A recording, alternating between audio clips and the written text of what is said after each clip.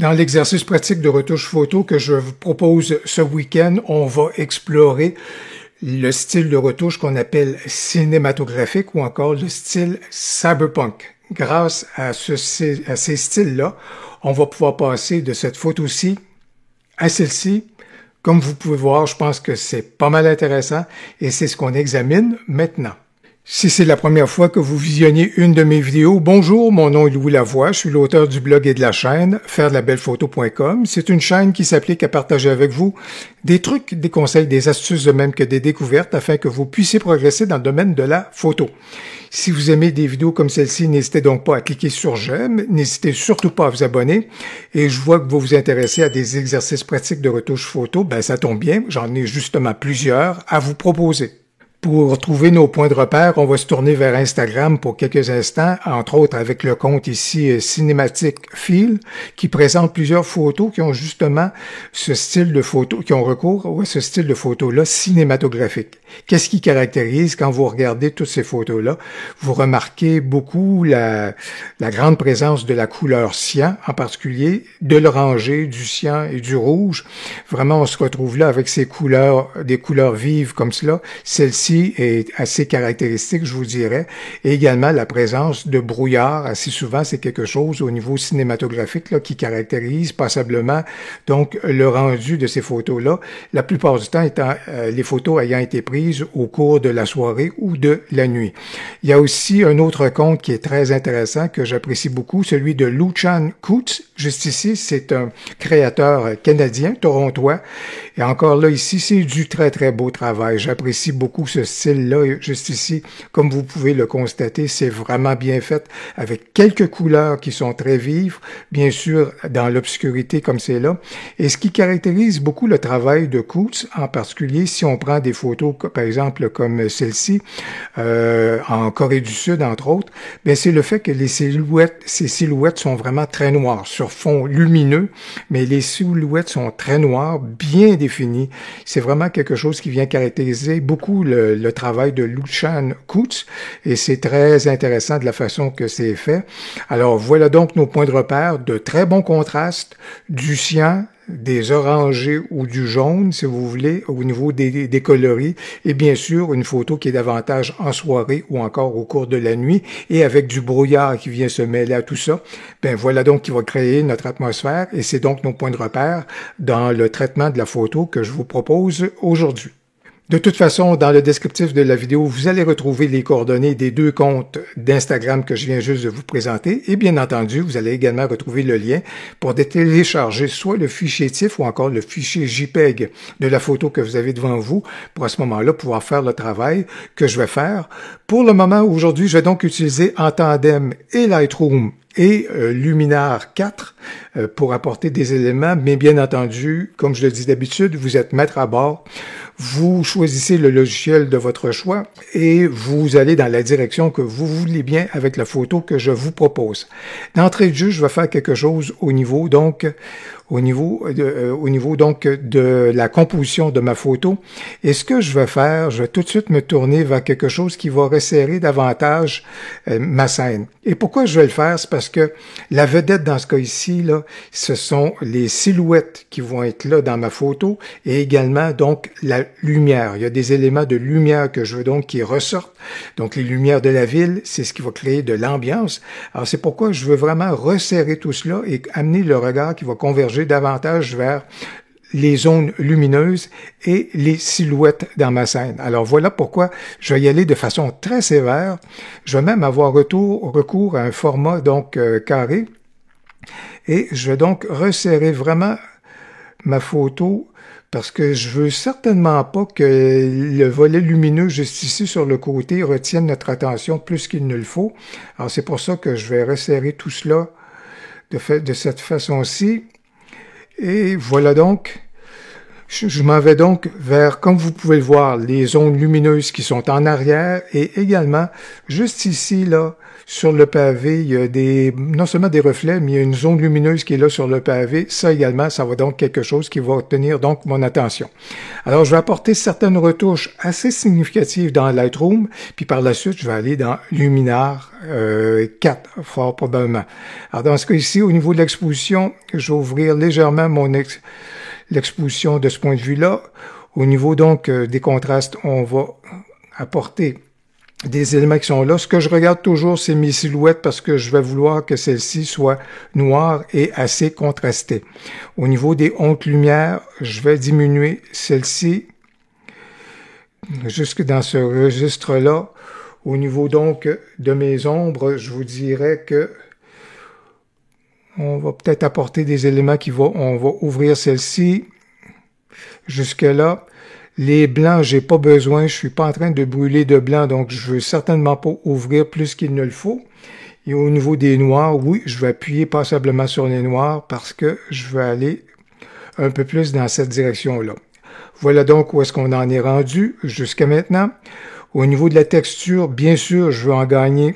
Alors, je veux en gagner passablement. Ça va mieux définir les éléments au niveau de ma lumière, au niveau de mes panneaux comme c'est là. Ça va mieux définir un petit peu de matière au niveau, donc, justement, sur le pavé. Donc, ça, c'est tout à fait correct. Et au niveau de la vibrance, absolument, on va en rajouter. Et je toucherai pas, par contre, à la saturation. Je laisserai ça pas mal comme c'est là. Tandis que je suis dans Lightroom, je vais également profiter de la correction du voile parce que vous avez pu le voir, je le signalais tout à l'heure, le look cinématographique, bien, on l'obtient également lorsqu'on est capable de rajouter du brouillard, lorsqu'il y a cet élément-là là, qui est présent.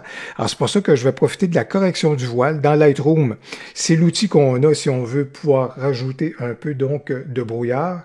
Et ce que je vais faire donc avec le voile, je vais donc en rajouter passablement jusqu'à ce niveau-ci. Alors, vous voyez, et ça apporte également de la lumière, une espèce de lueur également dans ma scène. Donc, voilà donc quelque chose qui est très intéressant. Si vous êtes familier avec mon processus de retouche photo, vous savez combien j'affectionne la courbe de tonalité et qu'elle offre de très, très belles possibilités créatives. Alors, ce que je vais faire, je vais profiter de celle-ci pour aller vers l'effet mat avec le tutoriel que vous avez pu justement visionner au cours de la dernière semaine. Vous savez qu'à ce moment-là, on est capable de faire de très belles choses au niveau de l'effet mat grâce à la courbe de tonalité. Et dans ce cas-ci, ce que je vais faire, je vais juste mettre un point juste ici pour préserver l'exposition, mais à partir de là, vous voyez comment est-ce qu'on est capable de créer l'effet non seulement mat, mais ici, ça apporte justement, ça amplifie cette lumière, la lumière qu'on a dans notre photo, et puis ça amplifie également l'effet un peu brouillard. Alors, vous voyez toutes les belles possibilités qu'on est capable d'apporter. Alors, je pense que je vais aller dans cette direction-là. C'est vraiment quelque chose qui est intéressant. Vous venez de voir qu'il y a une espèce de brouillard qui vient de s'immiscer dans la scène, là, grâce donc à l'effet mat que j'ai apporté dans la avec la courbe de tonalité, et c'est une façon de faire que j'ai justement exprimé ou illustré dans le tutoriel sur l'effet mat avec la courbe de tonalité récemment. Autre phénomène que je vais tout de suite, je vais utiliser la courbe de tonalité parce qu'elle nous offre encore plusieurs autres possibilités.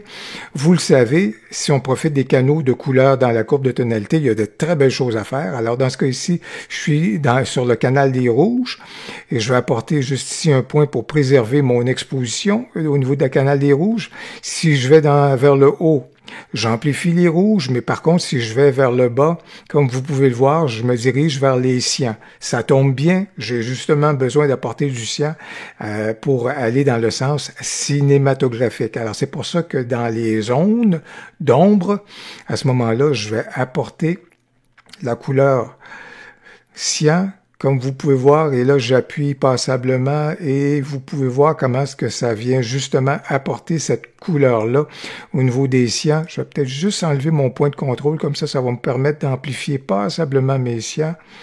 Et je vais peut-être juste ramener mon exposition là, comme ça ici. Alors, vous voyez, là, je viens d'apporter, plutôt que de me tourner vers le virage partiel, ben, je suis en mesure, donc, de apporter le cyan, justement, en profitant de la courbe de tonalité, et on n'en arrêtera pas là. Je vais aller dans le canal du bleu. Encore une fois, vous le savez, si je me dirige vers le haut, j'amplifie les bleus, et par contre, si je m'en vais vers le bas, je vais amplifier le jaune. Voilà. Alors, c'est pour ça qu'au niveau des hautes lumières, si j'ai apporté du cyan dans mes zones d'ombre, à ce moment-là, si je vais amplifier le côté doré là, qu'on retrouve typiquement new-yorkais, là. Alors, avec l'orangé et le jaune, ben, à ce moment-là, dans les zones donc de haute lumière, je vais donc aller vers le bas et ça va enrichir donc le côté doré, si vous voulez, à ma scène. Alors, si je désactive pour un instant la courbe de tonalité, voici ce qu'on avait avant d'avoir recours à la courbe de tonalité, et voici ce qu'on a pu obtenir grâce aux belles possibilités de la courbe de tonalité. Voilà donc où est-ce qu'on en est rendu. Juste avant de basculer du côté de luminaire, je vais faire quelque chose qui va amener le regard. Comme je vous avais dit au niveau de mes intentions, c'est d'amener le regard dans la zone lumineuse qui est ici, donc à l'arrière, et puis également là où est-ce que les piétons sont en train de traverser. Il y a de la belle lumière qui est juste là. Alors, pour cerner le regard, je vais donc vraiment aller vers quelque chose, puis un effet de vignettage qui est assez prononcé, parce que je veux que le regard converge vers justement la scène et avec les piétons et avec la lumière. Alors c'est pour ça que j'y vais de façon assez prononcée justement là-dessus. Puis au niveau des priorités juste ici, peut-être que vous avez vu le tutoriel que j'ai fait à ce sujet-là pour mieux maîtriser, si vous voulez, le vignettage dans Lightroom.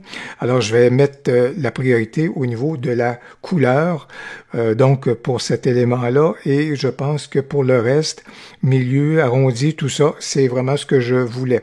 Donc, par rapport à mon traitement dans Lightroom, pour le moment, à ce moment-là, c'est tout à fait correct. Voilà ce que j'ai pu faire dans Lightroom et je vais basculer dans Luminar pour aller ajouter des effets que je pourrais probablement réaliser d'ailleurs dans Lightroom, mais je vais aller vers Luminar pour aller chercher des effets additionnels pour ajouter donc à ma scène. Je viens donc de basculer, et dans ce cas-ci, même si j'avais annoncé Luminar 4, ben, j'ai choisi d'aller vers Luminar AI, mais que ce soit l'un ou l'autre, ce sont les mêmes outils qu'on retrouverait, même dans Luminar 3 ou encore dans Luminar Flex. Ça, je pense que vous pourriez avoir recours à n'importe lequel des outils que je viens de nommer, ou tout autre outil d'ailleurs, ou encore même de rester dans Lightroom pour pouvoir faire les effets que je vais continuer d'apporter. Parce qu'au niveau de la couleur, juste ici, il y a des éléments que je vais profiter de tonalité, teinte et saturation juste ici pour apporter des éléments. Parce que en définitive, ce qu'on veut, c'est continuer d'aller vers le cyan. Puis ce qui caractérise le cyberpunk aussi, c'est d'amener les couleurs beaucoup plus vers des couleurs qui sont des couleurs néon. Alors c'est pour ça que au niveau donc du côté un peu cyberpunk, si je prends le vert, vous voyez que si je m'en vais dans cette direction-là, je vais amener le vert vers le cyan. Alors c'est pour ça que je vais aller dans cette direction-là. Si je prends le cyan et je l'amène davantage vers le côté gauche, à ce moment-là, je ramène quelque chose qui est beaucoup plus de couleur néon, je vous dirais. C'est pour ça que j'irai de ce côté-là. Au niveau du bleu également, vous voyez que si je l'amène dans cette direction-ci, on s'en va encore plus en direction du cyan. Donc, je vais donc amener le bleu dans cette direction-là. Donc, vous voyez que j'amène ça encore plus pour insister davantage vers les couleurs, donc néon.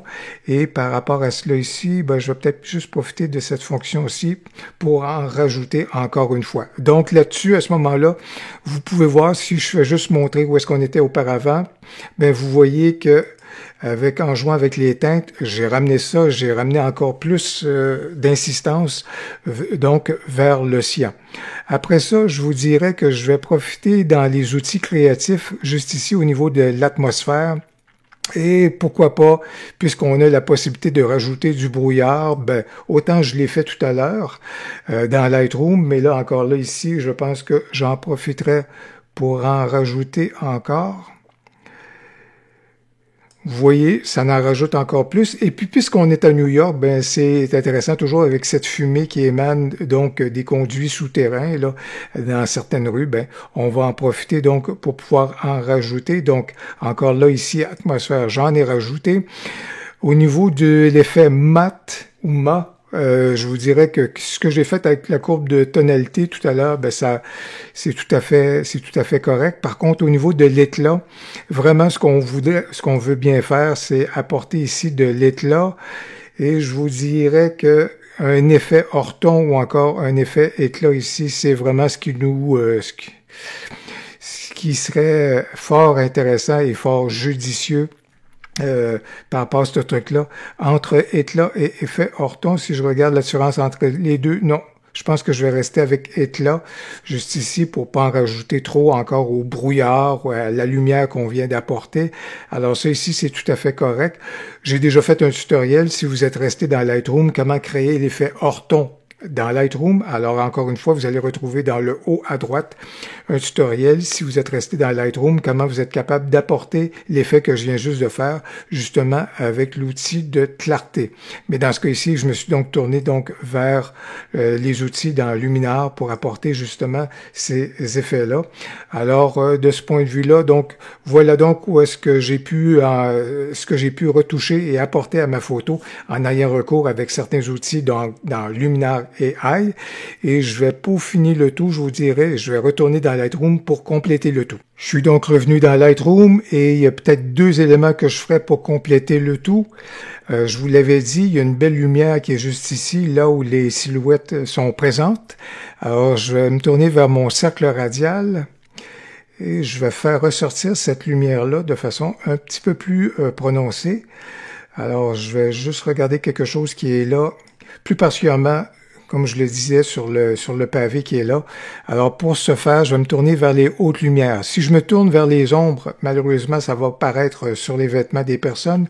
Mais si je me tourne vers les hautes lumières à ce moment-là, c'est vraiment quelque chose qui va venir affecter strictement la portion lumineuse qui est donc sur le pavé. Donc ça, ça m'apparaîtrait tout à fait correct.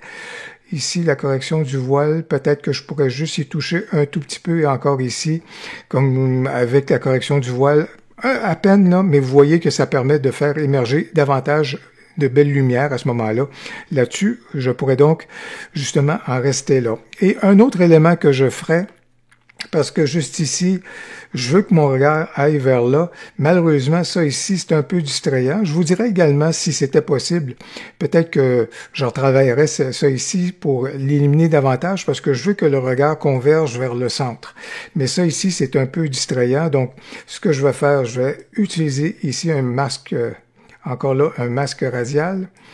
Par contre, ce que je vais faire, c'est que je vais créer un masque et un masque de luminosité, de luminance, et je veux vraiment m'attaquer de façon plus spécifique aux zones de haute lumière. Alors, c'est pour ça que je vais m'en aller justement pour cerner davantage les zones de haute lumière et de blanc qui sont à cet endroit-là, parce que c'est vraiment ça que je veux corriger, et donc je vais diminuer les hautes lumières. En fait, n'importe quoi pour atténuer, je vous dirais, les éléments qui sont là, diminuer un peu la lumière qui émerge de l'arrière de cette voiture-là, et la couleur, je vais peut-être aussi désaturer un tout petit peu les éléments qui sont comme c'est là, puis peut-être augmenter également les contrastes dans cette zone-là. Comme je vous dis, ça vient pas complètement atténuer, ça vient pas complètement éliminer la lumière qui émerge de cet endroit-là, puis les couleurs qui sont là, mais ça, à tout le moins, ça permet donc d'atténuer, je vous dirais, l'impact, en espérant que ça retienne un peu moins notre regard. Alors, je vais fermer tout cela. Mais comme vous pouvez voir à ce moment-là, je pense que ça retient un petit peu moins notre attention. Et si je continuais le travail, je vous dirais que probablement que je désaturerais un tout petit peu le bleu qui est ici de façon un peu plus spécifique. Mais en définitive, comme je vous disais, j'ai donc voulu apporter un regard, donc, ce qu'on appelle soit cyberpunk, alors des couleurs néon, le côté brouillard, je vous dirais, ou encore évidemment le côté donc cinématographique, et je voulais vraiment que notre regard converge vers le centre, vers les zones de lumière, mais avec des silhouettes qui sont vraiment à ce moment-là très noires et qui apparaissent vraiment comme étant des silhouettes dans ce décor-là. Écoutez, j'espère que la vidéo d'aujourd'hui, j'espère que l'exercice pratique de retouche photo que je vous ai proposé est inspirant pour vous. J'espère que ça vous a permis d'enrichir votre palette donc de retouche photo et que vous avez apprécié la démarche.